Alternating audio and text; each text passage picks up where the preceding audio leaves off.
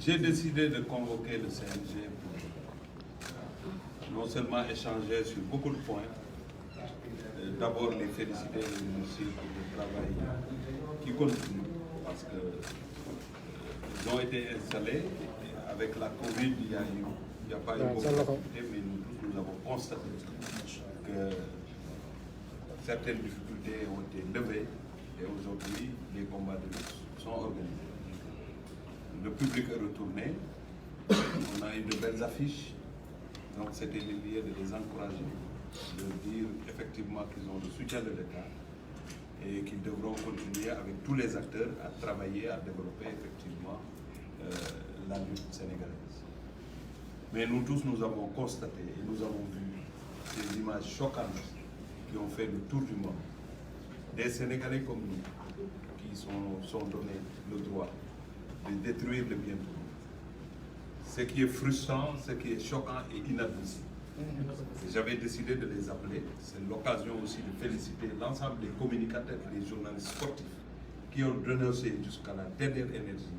ce qu'ils ont vu ce dimanche-là au niveau de la réunion. C'est parce que j'étais loin de Dakar que la réunion ne s'est pas tenue le même jour. Aujourd'hui, je les ai réunis pour leur dire effectivement de continuer le travail avec fermeté. Parce qu'en réalité, avec la Covid, nous tous, nous avons été désœuvrés parce qu'il n'y avait pas de compétition sportive. Vous allez au niveau des courses, en regardant la télé, nous voyons que c'est les responsables qui ont fait appliquer toutes les mesures barrières, que ce soit la distanciation physique, que ce soit le lavage, que ce soit le port de masque, et il n'y a jamais eu de problème. La lutte a redémarré et on a vu ce qu'on a. Moi, je considère que les lutteurs, c'est des sportifs. Tous ceux qui les accompagnent devraient avoir cet esprit sportif, sachant que c'est un jeu, c'est une compétition, mais il ne peut pas y avoir de place pour la violence et effectivement le manque de citoyenneté. L'arène nationale qui a coûté 32 milliards, quoi qu'il en soit, devrait être préservée par les acteurs qui la fréquentent. Il n'est pas question qu'on se laisse faire, et je leur ai demandé d'aller jusqu'au bout et l'État sera à leur côté. S'il faut fermer l'arène, on la fermera, parce qu'on ne peut pas laisser des Sénégalais qui aujourd'hui ne comprennent pas le sport, parce que les Sénégalais qui comprennent le sport, ils y vont pour se faire plaisir, ils n'y vont pas pour détruire le bien public, ils n'y vont pas pour se battre, ils y vont pour se faire plaisir. Tous les segments de la lutte seront rencontrés. J'ai déjà appelé le président des amateurs, les jeunes amateurs seront appelés, et le président des lutteurs en activité, il a été appelé, les promoteurs et la direction des infrastructures qui a en charge aujourd'hui la gestion de l'arène nationale en attendant la validation de l'Office de gestion des infrastructures sportives pour changer la donne au niveau de la maintenance et la gestion de nos infrastructures sportives. Alors, nous allons mettre tout ce qu'il faut pour barrer la route à ceux qui veulent ternir l'image de la route. Je vous avais dit lors de l'installation du comité de gestion que s'il faut marcher sur la lutte, ils marcheront sur moi avant d'y aller. Parce qu'en réalité, la lutte est extrêmement importante pour le Sénégal. On ne peut pas laisser des gens qui aujourd'hui sont animés par je ne sais quoi, attaquer et détruire le bien public. Ça, je pense qu'au XXIe siècle, nous devons penser à autre chose que de détruire ce qu'on a. D'autant plus qu'on a un manque d'infrastructures sportives dans ce pays. Si on engage un combat pour régler le problème des infrastructures sportives, tous les Sénégalais devraient accompagner l'État dans cette dynamique. Donc, le directeur des infrastructures, il a été mis devant ses responsabilités, le CNG aussi, et l'ensemble des acteurs de la lutte. Il faut y aller, il faut revenir au calme, parce que le CNG et les promoteurs ont besoin de faire revenir les sponsors, mais aucun sponsor ne peut voir son produit avec ce qui s'est passé là-bas. Et c'est vous, journalistes sportifs, vous qui aimez la lutte, communicateurs traditionnels, vous devez nous aider à régler cette question-là, de par la sensibilisation, mais de par la condamnation ferme de ces genres d'actes. Donc c'est la raison pour laquelle j'avais appelé le CNG, et nous nous sommes entendus, et nous allons nous donner la main avec la police, avec tout ce qu'il faut. Il faut aller jusqu'au bout. Moi, je ne vais pas parler de sanctions. Ça, c'est un problème du CNG. C'est le CNG qui gère ça. Mais il faut que les gens comprennent que l'État ne peut pas croiser les bras et laisser les gens faire ça. Ce n'est pas possible. Voilà, monsieur le président, nous sommes en période de pandémie, on a vu du monde lors combat entre l'intérieur et Thomasin. Est-ce que vous avez toutes les dispositions pour la distanciation sociale? D'abord, ce qu'il faut comprendre, c'est qu'on n'est plus à l'heure de la sensibilisation tout court, on est à l'heure de l'application de ces mesures. Et ça doit être individuel.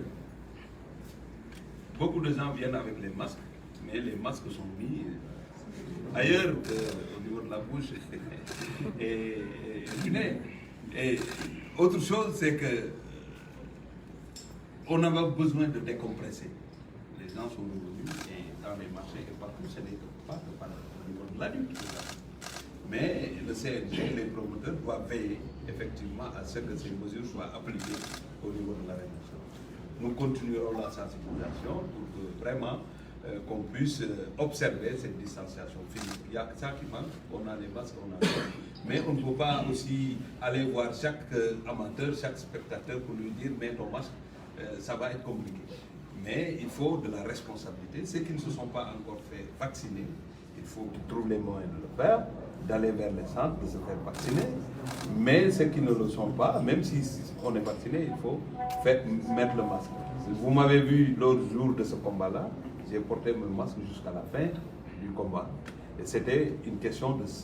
pour sensibiliser, effectivement, montrer que la pandémie est toujours là. Tant qu'on aura un seul cas, il ne faut pas baisser les bras. Monsieur le ministre, le CNG a déjà annoncé la couleur en prononçant des sanctions administratives et pécuniaires. Avez-vous fait constater par huissier les dégâts? Est-ce que vous les avez évalués? Est-il possible d'aller vers des poursuites judiciaires, identifier les photos de troubles et les sanctionner sévèrement?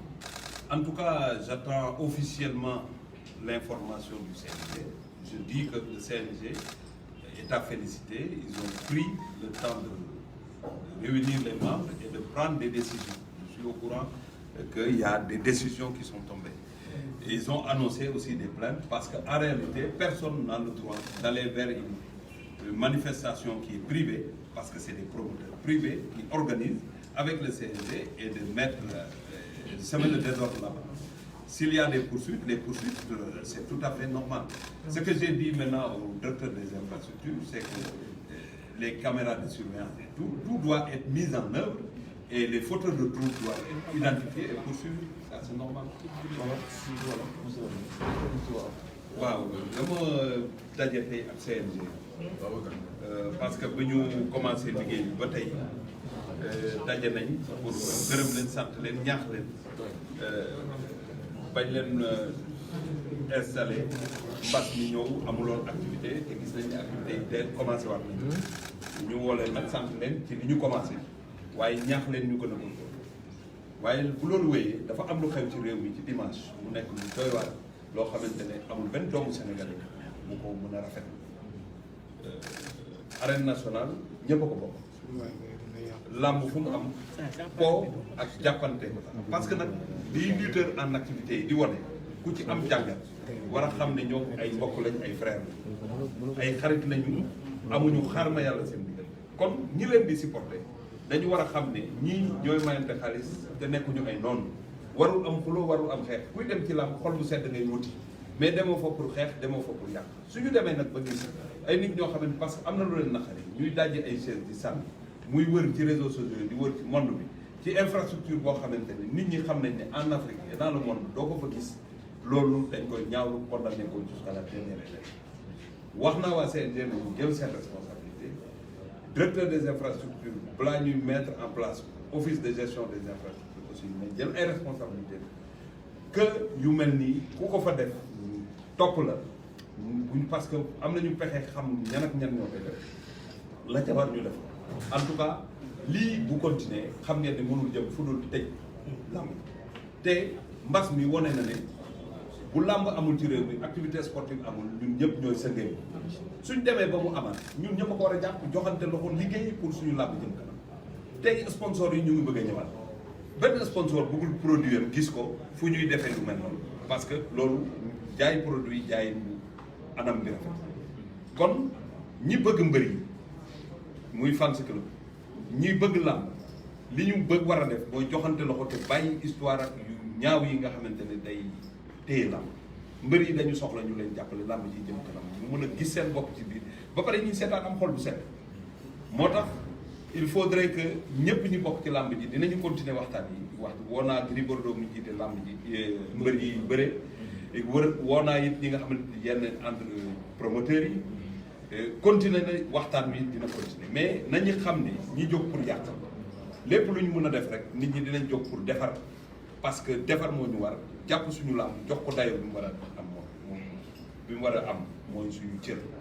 moo tax may gërëm bu baax ñi nga xamante ne ay journalistes yu mag lañ ci réew mi nekk ci télé yi rajo yi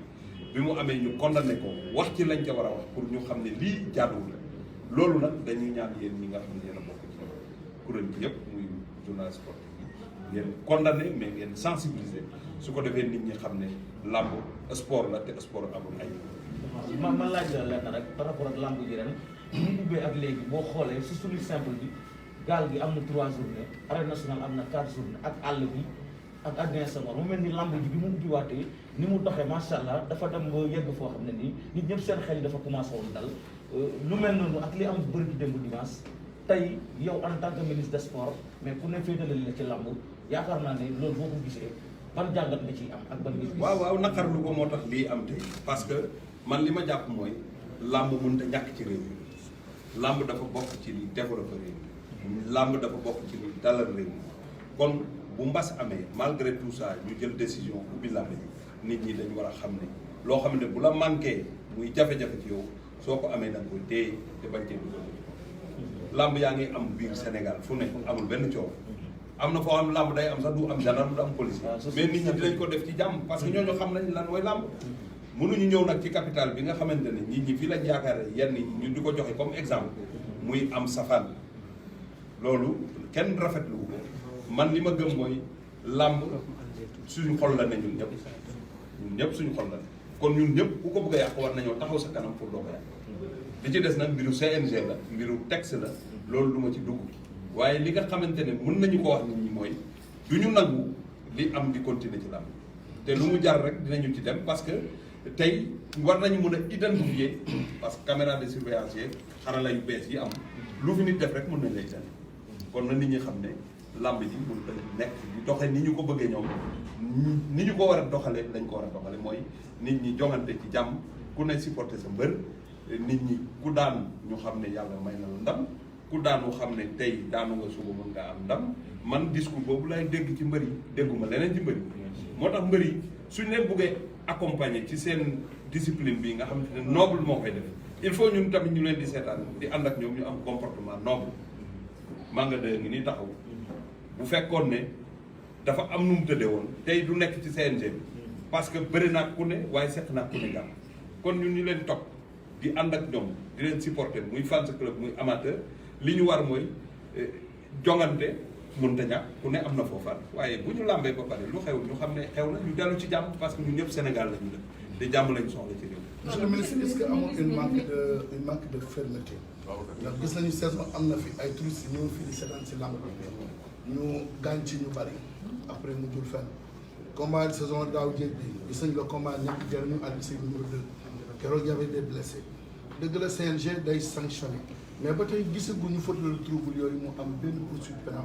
est-ce que manque de fermeté boobu ñu bàyyi tey muy rogalaat ko fii est-ce que du mooy jur bi te buñ ko bàyyi est-ce que mënu jur leen vous savez loo gis processus la manque de fermeté ak esprit de compréhension bokk situation dina am tey nga comprendre ko même situation bi am suba dootoo ko comprendre parce que joxe nga temps bi pour nit ñi comprendre loolu mënut a nekk benn fii ma toog di wax nii on parle de fermeté totale ba nga xamante ne Matar Ba bu ñëwee ci làmb ji def fa lu mu war a def promoteur bi nga xamante mooy tëgg parce que promoteur privé la jël xaalisam def ko ci am autorisation ki ñëw bëgg ko yàqal làmb bu ko neex mu poursuivre la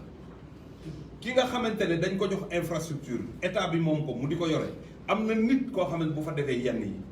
daf ko war a poursuivre bu ko mënta baal te fi ñu toll nii baale mënta am parce que mbir yi structure bi état bi moo ko moom du mbiri ministre des sports daf di jógee arène bi ne fi kon arène bi maak yoo ko bokk ak keneen ak ku mënti doon di Sénégalais kon kenn warul am droit ñëw fekk ko di ko yàq soo ko mënta defar it nga ñëw toog dem sa yoon mais mënoo ñëw di dajji mais dama xamul ban relation la am entre mbër mu daanu wala mbër mu ko naqari ak fi nga toog nga di ko dajji di sànni relation boobu bu ko nit trouvé rek war nañu mën a wax lan la mais kenn mënu ko trouvé personne ne peut comprendre ça. ñi daan sax ñoo ko def ñu jëkk ñu doon daan sax. voilà moo tax on compte sur vous parce que yéen da ngeen a am solo ci li ñuy def yéen ay alerté yéen ay dal sama kaw di dal ci kaw keneen am ngeen ñu ngeen dal seen kaw nag da ngeen war a dal seen kaw ba ñu xam ne ku def lu dul yoon di ngeen ko wax mais jéem a comprendre moo amul c'est une situation incompréhensible on ne peut pas donner des explications pour dire que lii ak lii moo tax kenn mënu ko wax il faut que les gens soient sérieux par rapport à ce qu'on veut la lutte est un patrimoine national c'est une fierté pour le Sénégal personne n'a le droit de salir cette discipline. ñu nekk ci période bi nga xamante ni mooy pandémie ñu gis ni entre Lac de Guiers ak pour Eumeu Sène mbooloo bari ñëwoon na ci stade bi ndax distanciation sociale bi ñu doon wax sànni xëy na si bi ndax làmb ji mën naa am yooyu léegi. waaw dañuy continuer rek di sensibiliser parce que dayoo bi làmb am moo tax lu bëri di am ci làmb ji te du am ci beneen discipline wax naa léegi ne course hippique boo ñëwee xool image yi di nga gis ne taxawaay bi respecté nañ mesure barrière waaye lii làmb du course hippique li am solo nag mooy yëf yi dafa war a nekk comportement individuel parce que képp kuy dugg ci làmb ji gars yi dañ lay vérifier yaa ngi sa masque waaye boo toogee ni buur géwél def masque am ngay def jaarale ko ci sikkim bi du muur gémmiñ du muur bakkan loolu nag kenn mënul dem ci ku ne nga ne ko yëkkatil sa dañuy sensibiliser rek na nit ñi gën a góorgóorlu ci loolu te xam ne mbas maa ngi fi moo tax ñu wax CNG bi ak promoteurs yi ñuy fàttali les mesures barrières tant que ñu nga am benn cas rek bu ñu baissé les bras nañu gën a góorgóorlu ci wàll loolu nag defe naa ne ñëpp war a dem vacciner surtout mbër yi ak acteurs yi nga xam ne dañu laalante nañu fexe jege les structures sanitaires et je pense que fii ñu toll nii ak vaccin yi ñu xaar wax nañu ne dootu nekk ay tranche d'âge képp ku boobu vacciné wu da nga war a dem vacciné wu ñun ñi nekk ci sport bi nag ñoo ci war a jiitu pour que ñu mucc parce que sport dafa ànd ak wér-gu-yaram